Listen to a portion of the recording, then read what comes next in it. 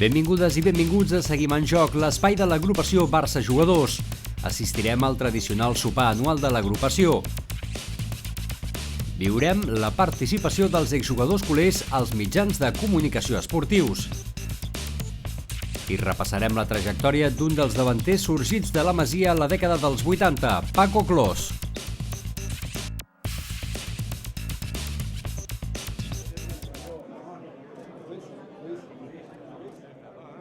El sopar anual de l'agrupació Barça Jugadors va aplegar més de 400 persones a l'hotel Princesa Sofia. Aquest punt de trobada de la gran família blaugrana va comptar amb la presència del president del club, Josep Maria Bartomeu, juntament amb d'altres personalitats destacades del món de l'esport. En un any passen moltes activitats, sobretot amb l'agrupació.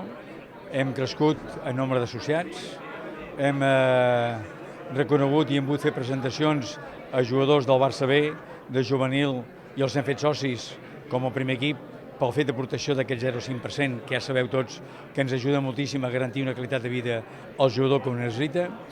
Hem fet moltíssims partits de futbol, hem incrementat l'àrea de formació perquè molta gent pugui treure títols de formació a nivell d'anglès, de parlar en públic, d'informàtica, de scouting. Tot això ha ajudat a transmetre aquest creixement que estem tenint dins de l'agrupació. Aquesta és una d'aquelles nits en què t'agradaria parlar pràcticament amb tothom i que t'expliquessin tots alguna història, no? Perquè aquí està la història del Barça. O sigui, aquí, si parles amb 10 persones, 15 persones, segurament coneixeràs tota la història del Barça. La veritat és que és una nit fantàstica cada any, ens avancem a la nit de Nadal perquè encara falta un temps, però dona gust veure la quantitat de barcelonistes, de jugadors il·lustres que han donat molta glòria i l'amistat que hi ha a ell, amb les famílies, és una nit fantàstica. Hombre, és una alegria immensa, no? Sobretot cada any ens trobem, normalment ens trobem més sovint quan nanos d'aquí, però hi ha molta gent de fora, de pobles, de capitals de fora de Catalunya, que venen al sopar, llavors és molt maco. La presentadora de Barça TV, Cristina Collado, va conduir l'acte, que va donar pas al tradicional lliurament de medalles i insígnies a diversos jugadors de l'agrupació. Concretament, diversos exjugadors il·lustres del club van entregar les medalles de bronze als 25 partits i d'argent als 50. També es va atorgar l'escut d'or pels 100 partits de Félix Barrado i l'escut d'or i brillants pels 200 partits a Sandro Coxi i Florenci Toro. Javi Molina va tornar a rebre el premi a màxim golejador de l'any. El president de l'agrupació, Ramon Alfonseda, va expressar al president Bartomeu la voluntat de tirar endavant un projecte de futur a la ciutat esportiva del club. Un espai que estigués situat, si és possible, al nou Espai Barça o a Sant Joan d'Espí. Una seu esportiva com la que heu pogut veure, on els nostres socis puguin entrenar cada dia, amb un equipament a l'alçada de les seves necessitats, amb vestidors, sales de fisios i un espai social generós.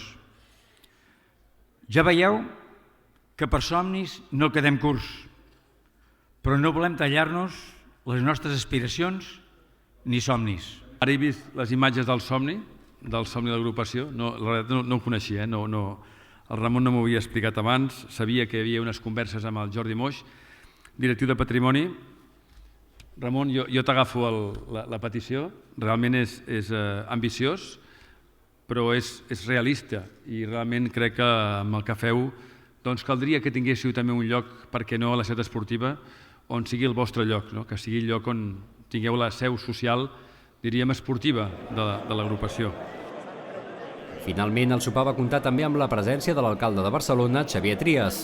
Com a cloenda, els assistents van poder gaudir de l'actuació de Re Eugenio. No es increíble. De millones de personas. L'agrupació Barça Jugadors i el Futbol Club Barcelona van organitzar l'homenatge Barça Veterans als jugadors del club supervivents de les generacions de les 5 copes i dels anys 40. L'acte, presidit per Josep Maria Bartomeu i amb l'assistència de més de 200 persones, va servir per retre un homenatge pòstum a Gustau Biosca, el mític central de les 5 copes. Es va retre l'homenatge als exjugadors dels anys 40, Ferran Argila, Vicenç Martínez i Quique Martín.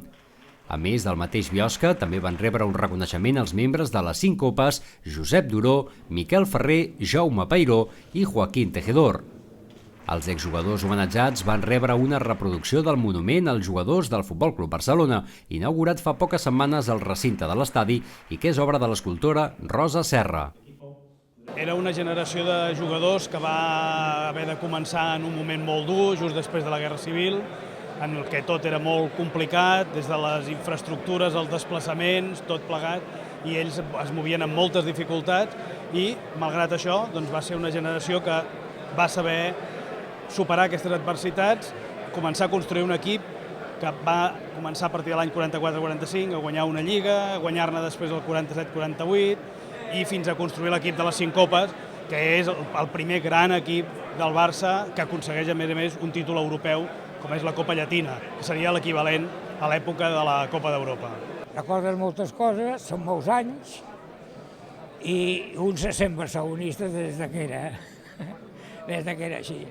O sigui que això per mi, per mi i per la meva família. A part d'això ha vingut la meva filla i ja dic que estic molt content. Seguidament es va fer el lliurament de medalles i insígnies als socis de l'agrupació amb 10, 15 i 25 anys d'antiguitat a l'entitat, un acte bianual que es realitza per segona vegada.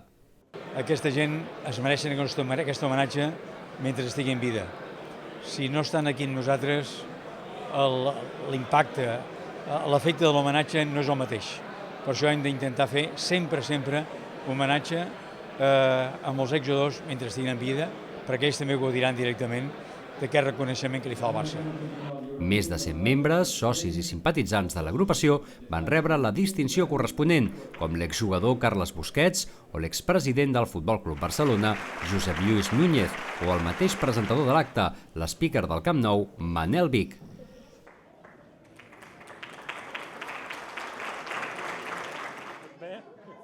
En una nova jornada del programa Enganxa't a l'esport, l'exjugador del Futbol Club Barcelona, Antoni Pinilla, va compartir al municipi de Cambrils una bona estona amb prop d'un centenar de joves esportistes de la localitat.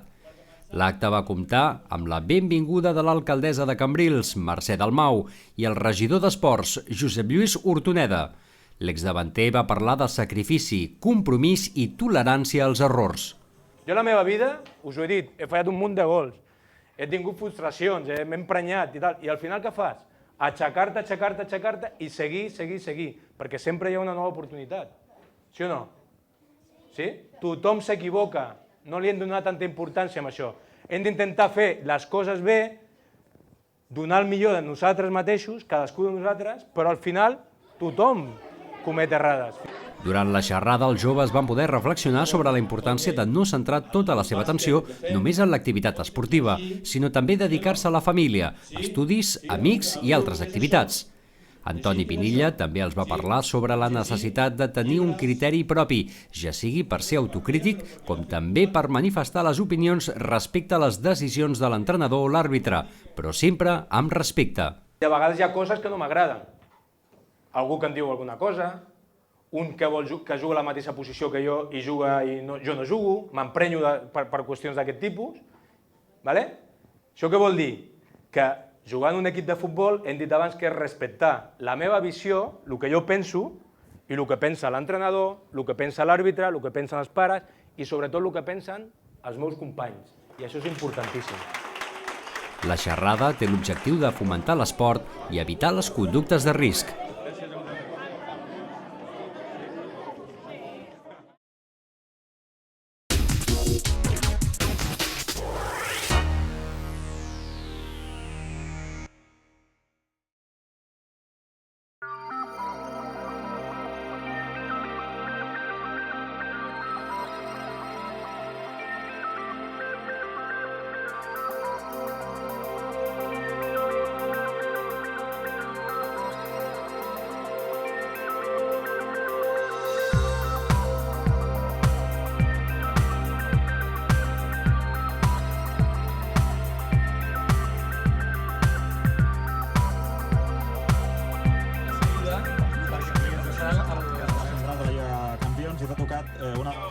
les pitjors exhibicions futbolístiques dels últims anys a Europa. Sí, la veritat és que tampoc esperàvem gran cosa, no esperàvem que fos un grapat de periodistes destacats de la nostra ciutat i d'altres ciutats, de fet, us ha plegat... Ja fa molts anys, és un clàssic, no només el Tu diràs, sinó de molts mitjans. Abans, quan estava a la SER, també el Charlie col·laborava comentant partits, i aquí el Tu diràs ja des de l'època del Joan Maria Pou. Bé, es va triar i es va decidir, i jo crec que era una decisió òbvia i molt encertada, que una de les veus més autoritzades pel que va significar com a jugador, com a entrenador, però sobretot més enllà d'això, per la forma que té de veure el futbol i d'explicar-ho i d'aquest llenguatge tan planer que utilitza, era una decisió que només podies encertar-la, i crec que la van encertar amb el Charlie. I òbviament jo no seré jo em vaig tornar boig i vaig dir no, jo al contrari, he potenciat tot el que he pogut la figura del Charlie, em sembla meravellós. Jo crec que aquí es tracta una mica d'analitzar tot el que passa amb naturalitat, perquè jo crec que la vida també no hi ha que ser a vegades tan dràstic com la gent es pensa. Jo crec que això del futbol és una distracció, és un esport, és una cosa per gaudir-ho, i en canvi hi ha gent que l'únic que fa és patir. Jo crec que si pateixes massa al món de futbol, com totes les coses de la vida, ja no disfrutes. En aquest partit d'avui hi ha hagut un parell de faltes que jo l'altre dia... La Cier Santana, que era del Sanse. I el Mois. Només 3 jugadors han passat d'un a l'altre. Anem ja, Déu-n'hi-do, sí. És evidentment que el narrador fa la seva funció i jo com a col·laborador, com a analista, faig el punt o el detall amb cada jugada o amb cada acció tècnica o tàctica del partit, o sigui, intento donar-hi la pinzellada, però sí que el que més m'ha sobtat o m'ha agradat és això, és el bé que es porten uns, no? Evidentment es fa Lliga Espanyola, Lliga Portuguesa, Lliga Holandesa, la Premier, la Bundesliga, i al final aprens de tot perquè veus molt futbol i al final quan estàs parat, quan no estàs entrenant és el que t'interessa. Que té un perfil molt complet en aquest sentit, que ha estat jugador durant molts anys, és entrenador i aleshores aquesta perspectiva la controla des de tots els àmbits. Et pot analitzar en qualsevol moment què és el que pot estar pensant un entrenador a l'hora de fer algun tipus de canvi en el plantejament, en el partit, per canviar la dinàmica. També des del punt de vista del jugador et pot aportar aquesta experiència i aleshores és un perfil que enriqueix molt la transmissió. Em preocupava el fet de poder estar a l'altura, perquè una cosa és dirigir un equip des de la banqueta, que és a mi el que m'agrada, fer la xerrada pertinent al vestidor, i l'altre és parlar per molts telespectadors. Evidentment no pots ser partidista amb un equip o l'altre, a pesar que tu sentis els colors d'un equip o l'altre, però has de parlar en general, criticar, en el bon sentit de la paraula, constructivament a l'equip que vegis que no ho fa bé i ensalçar o elevar el que creguis que ho fa bé.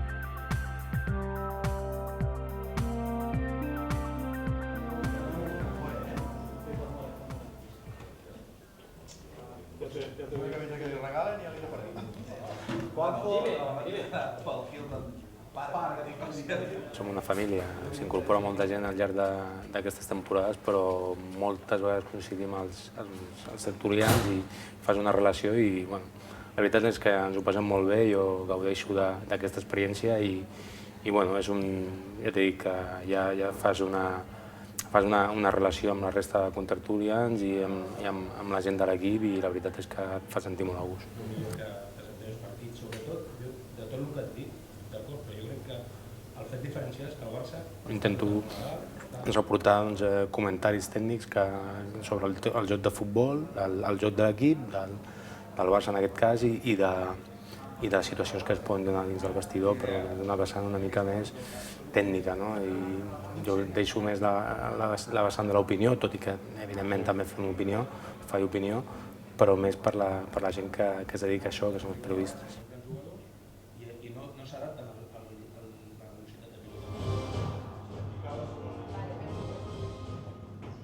Jo, el millor jugador realment en tots els aspectes, el més complet, el que després, tampoc coneixem els paràmetres, poden canviar, perquè com ningú ens... Quan entres al futbol, has de seguir aquest món que és un xollo aquest món. Hi ha 3 maneres, jo sempre dic que hi ha 3 maneres de seguir en aquest món. Una com a entrenador, secretari tècnic i l'altre els mitjans de comunicació. Jo no he tingut la sort de que ningú truca per ser entrenador, ningú truca per ser secretari tècnic, només m'ha quedat els mitjans de comunicació i aquí sí m'han trucat sempre. Des que vas deixar el futbol m'han trucat molts i em trobo bé. Jo soc extrovertido i no tinc cap problema. I al final que he fet molts, he fet molt i de tota mena de programes, em trobo bé. Julio és tal com raja. és tal com bota la pilota. A vegades jo crec que Julio és dels que és capaç de parlar fins i tot del que no sap, però ho fa amb tal vehemència, amb tal convenciment que és d'aquelles persones que traspassa. Fa un paper sobretot que ens acosta cap a la figura del futbolista, no? Perquè poques persones amb tanta autoritat poden parlar del que sent un jugador de futbol quan viu situacions dins d'un partit de futbol, i a més amb la seva experiència i el seu bagatge d'anys de formar part d'un dels millors Barça de la història, com va ser el Dream Team, més tot el seu recorregut per altres equips com l'Atlètic Club de Bilbao, la selecció espanyola, l'Atlètic de Madrid, i a més la seva experiència a l'estranger fa que ens pugui aportar un testimoni de gran valor. Jo tinc la sort de que en tots els mitjans de comunicació que jo treballo soc independent. Jo puc dir el que vulgui, no hi ha una línia que marqui ningú. Per això moltes vegades la gent diu no, és que tu estàs a favor d'aquest president o estàs en contra d'aquest president. No, jo no estic a favor i en contra de ningú, jo soc del Barça. Això que vagi per davant que soc del Barça. Intento defensar sempre el Barça, però també ho critico, perquè si veus coses que són dolentes o coses que des del meu punt de vista, sempre des del meu punt de vista, no vol dir que sigui la veritat, però jo dic el que penso. Em trobo bé, en aquestes discussions els trobo bé. Quin és el problema? Que parlo malament català, parlo molt malament català. I més a més ara que tinc els brackers, doncs tinc la veu encara pitjor. I què passa? Que no pots pensar. No pots pensar com si fos un polític, que pots pensar cada paraula, cada frase que has de dir. Aquí has de parlar massa ràpid, perquè el temps en televisió és or. Aleshores, què passa? Que quan crides, quan entres en alguna discussió, moltes vegades tienes errades molt grosses i la gent riu una miqueta, però bueno, oye, no passa res, no?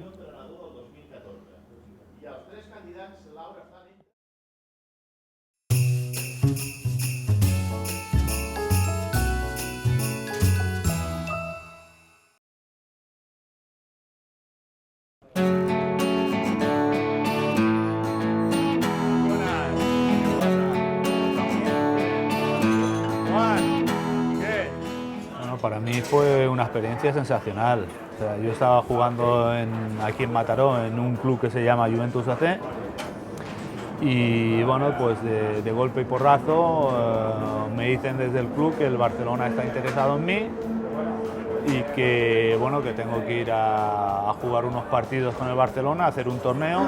Tenía 14 años cuando llegué al club. Y bueno, a partir de ahí fui subiendo peldaños en las diferentes categorías. Para mí fue bueno, ir al mejor club del mundo, o sea, ir a un sueño que prácticamente era imposible, pues que se convirtiese en realidad, ¿no? Udo Lattek tenía algunas bajas en el primer equipo, yo estaba en el Barcelona Atlético. Y bueno, me llamó para ir convocado con el primer equipo. Se jugaba en Madrid contra el Atlético de Madrid, en campo del Atlético de Madrid. Salí al partido y ese partido empatamos 1-1 y tuve la suerte de hacer una jugada que fue el centro que significó el empate a 1. A partir de ahí fui combinando primer equipo con el Barcelona Atlético. Iba a entrenar con el primer equipo, los entrenos lo hacía prácticamente con el primer equipo y los partidos pues jugaba alguno con el Barça Athletic y si no jugaba en el primer equipo, ¿no? La temporada 84-85 que ganamos la Liga quizás fue el primer año que vino Terry Venables y quizás la gente no apostaba por nosotros, ¿no? Porque bueno, era un entrenador inglés, era un fútbol de mucha fuerza, trasladó la forma de jugar del fútbol que él traía, que era el pressing, la impuso aquí y la verdad que nos dio un resultado sensacional porque logramos ganar la Liga, hacía 11 años que no se ganaba la Liga y la verdad yo creo que ganamos la Liga porque la mayoría de los equipos no esperaba que hiciésemos el pressing que nos impuso Terry Venables y los equipos no esperaban que saliésemos al campo a presionar como se presionaba, porque normalmente el Barcelona sí que jugaba, el fútbol era diferente al de ahora, porque era mucho más fuerza, pero tampoco era una presión de estar ahí 90 minutos presionando, ¿no? Nosotros ganamos la Liga en Valladolid, ganamos 1-2 y fuimos a dormir a Madrid. Después de Madrid vinimos a Barcelona, del aeropuerto al campo fuimos en autocar y la verdad es que yo en mi vida he vivido una cosa tan grande. Lo recuerdo y me emociono porque es una de las cosas que siempre tendré grabada en la mente, ¿no? O sea, un recorrido por toda Barcelona y que pases por la calle que pases, estar repleto de gente, es para vivirlo. O sea, lo cuentas, pero lo tienes que vivir. Todo es fenomenal, todo es sensacional, porque he tenido la suerte de jugar con los mejores jugadores del mundo. He tenido la suerte de jugar bueno, con Maradona, que ha sido el número 1.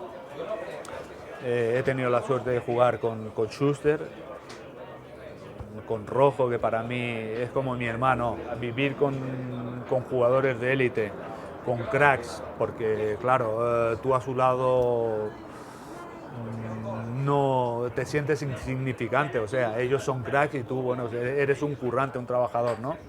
Pero la verdad es que la experiencia ha sido sensacional, porque te puedo explicar que con todos nos hemos llevado sensacional, la convivencia ha sido enorme y, bueno, prueba de ello es que con la mayoría de jugadores tenemos buena relación, ¿no? Sinceramente, a raíz de la agrupación de veteranos, bueno, pues fui asistiendo a actos, ahí conocí a Pau Vilanova y a través de Pau Vilanova, pues bueno, se ha ido manteniendo una relación y la verdad es que ahora estoy vinculado, muy contento y haciendo cosas que me gustan, ¿no? Te lo digo sinceramente, a mí me encanta. Te relacionas con mucha gente, sobre todo en tema peñas, porque bueno, yo pienso que es una manera de corresponder lo que ellos te han dado cuando tú eras jugador. Ahora se lo puedes devolver siendo jugador, ¿no? Asistiendo a las peñas, y quizás es el reconocimiento hacia ellos, porque ellos siempre lo han hecho en plan hobby, gastándose el dinero porque van a desplazamientos, te apoyan, y sin en cambio nosotros nunca hemos podido hacer nada por ellos, y creo que ahora es el momento, cuando uno se retira, de poder hacer algo por el socio y por el peñista, que son los que mantienen al club. Forma part d'un projecte en què els pares també estan implicats. Mira, esta es la camiseta de cuando ganamos la Liga 84-85. Subimos en bicicleta a Montserrat y el maillot que nos dieron para subir en bicicleta fue este. Es un recuerdo que tengo también muy bonito y que la verdad, bueno, es una cosa de las que siempre lo recuerdas, ¿no? Bueno, pues este es uno de los recuerdos que tengo. Es una camiseta del Barcelona Atlético, de las antiguas, fijaros que es de ropa y la verdad es que hace mucho tiempo. Esta es otra que fue el día que debuté con España en Sevilla en el partido de clasificación para México y fue contra Escocia. Tuve la suerte de debutar, marcar el primer gol y que dio la clasificación para que España pudiese ir al Mundial de México. Luego tengo otra camiseta, que esta es el número 10 de Maradona, que está firmada por Maradona. Lo que pasa que bueno, ya está muy vieja y prácticamente la firma, bueno, si la veis aquí, está manchada de estar guardada y esto. Y bueno, es otro de los recuerdos que tengo. Esta foto fue en Zaragoza y bueno, yo estoy entre Archibald y Chechu Rojo. Luego está Esteban, está Víctor, Miguel y Julio Alberto Alexanco, Schuster, Gerardo y Urruti, que en paz descanse. Yo en mi vida he pasado tanto frío en un campo de fútbol como ahí en Zaragoza. Y si lo ves, fíjate la gente cómo está, estamos a Recío. Bueno, aquí también es otra foto del año que ganamos la Liga y también estoy en el equipo que estaba Urruti, Gerardo, Schuster, Alexanco, Julio Alberto Migueli, Marcos, Rojo, Víctor, Archibald y Clos. Y luego aquí otra más pequeña que estoy junto a Maradona. Esto era en Nueva York, en el estadio El Cosmos. Fue cuando hubo los incidentes en la final de la Copa del Rey y con que nos expulsaron pues tuvimos que ir a hacer una gira a Estados Unidos y bueno, con que aquí no podíamos jugar, fuimos allí con jugadores del Barcelona Atlético y algunos jugadores que nos dejaban de otros equipos. Bueno, este es el día más importante de mi vida, con la persona más importante de mi vida. Bueno, yo te puedo decir que yo como jugador quizás técnicamente no he sido nada del otro mundo, pero lo que sí tenía era una cosa que era la fuerza, el trabajo y el coraje, ¿no? El valor. Si jugaba 90 minutos, estaba 90 minutos trabajando a tope para el equipo y eso creo que ha sido una de mis virtudes, ¿no? Que cuando he salido a jugar un partido he dado lo máximo. O sea, si no he dado más ha sido porque no he podido.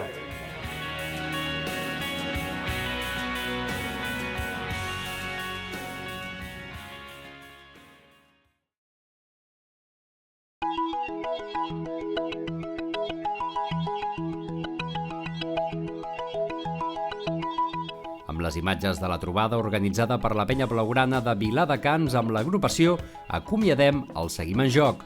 Salut i Barça!